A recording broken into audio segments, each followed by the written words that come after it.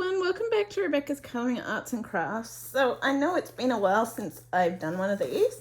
I'm just attempting to get my notes for whilst I do this.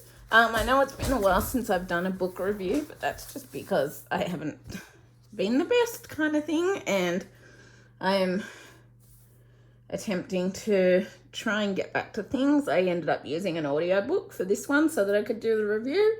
But yeah, so I'm hoping in time I will be able to get back to this more. So the book that I've got today is Maria V. Schneider's The City of Zirdai, and this is the second book in the King of Karaha series, obviously by Maria V. Schneider. This was provided to me in exchange for review by Harpercollins Australia, and in exchange for review, I think I said, and I can't thank them enough for this, particularly due to the way that my health and that's been and how I haven't been getting stuff done that I wanted to. Yeah, I greatly appreciate it. Yeah, I really appreciate it.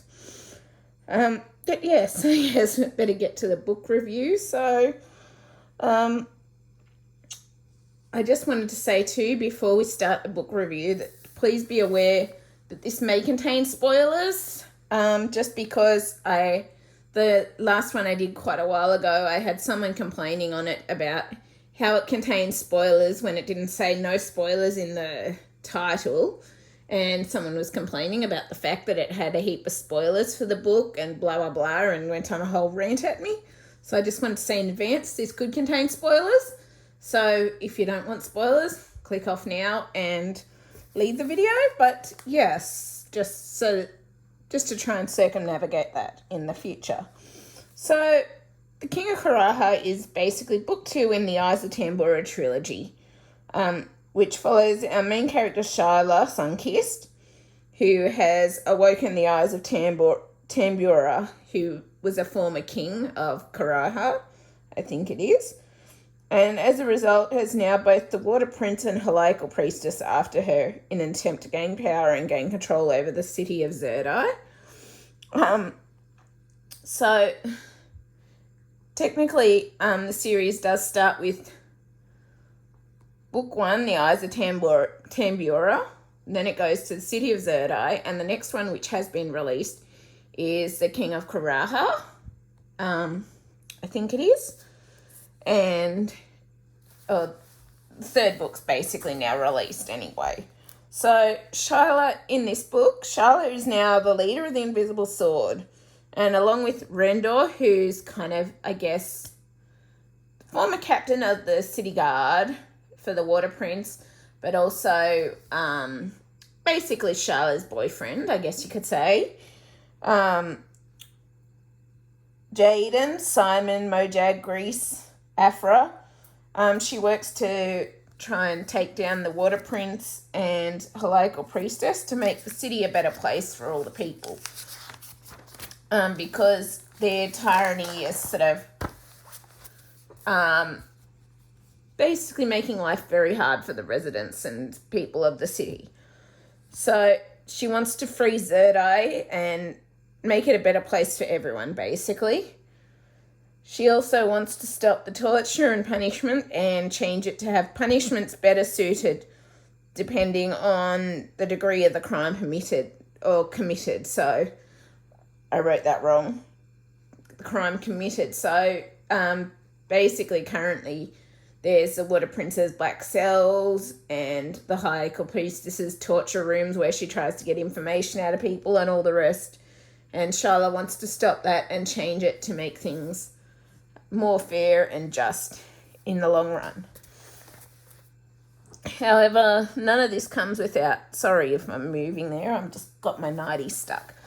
None of this comes without trials and tribulations at the end of the day, and as well as hardships, obviously. So, the hardships that Shyla has to endure is the fact that one of the people in the Invisible Sword betrays them to the Helical Priestess, and as a result, the Helical Priestess starts learning how to use magic and able to teach some of her deacons, because this person in the visible sword, I'm not going to say who, basically betrays them. And then he basically ends up as the Water Prince at the end of the day, but has his magic removed in exchange for becoming the Water Prince. So he can no longer use magic, so that it's fair and just for the people.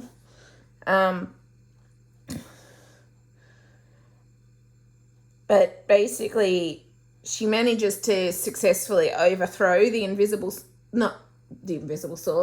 Water Prince and the Helical Priestess. She manages to overthrow them. And sorry if I'm a bit jolty, it's been a while since I've done one of these, and my notes aren't exactly reliable. So I wrote what I thought I wanted to say, and then I'm changing it a bit. So, yeah.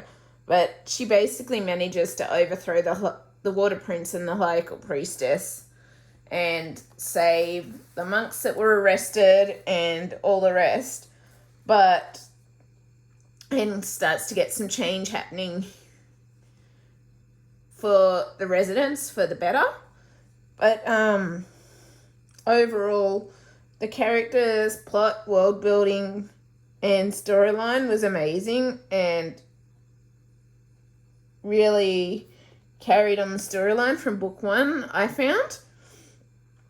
And the adventure and thrills obviously keep going in book 2, and it leaves you with a cliffhanger, which is a summons for Charlotte to go to the King of Karaha as the entrance to book 3. I'm going to go and try to read book 3 now, continue this, but overall, I'm really loving this series so far, and I couldn't recommend picking up this series more.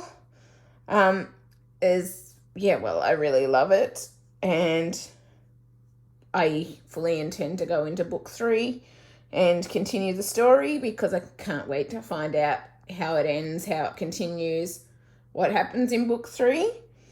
And if you enjoyed this book review, please leave a like, subscribe, comment. I always love hearing from you, and I'll respond as soon as possible. I know this probably isn't the best book review because I haven't done it for a while, and I'm trying to get my brain back into it and do the best I can. And yeah, I hope you have a great day and evening, and happy reading, and I will see you later. Bye.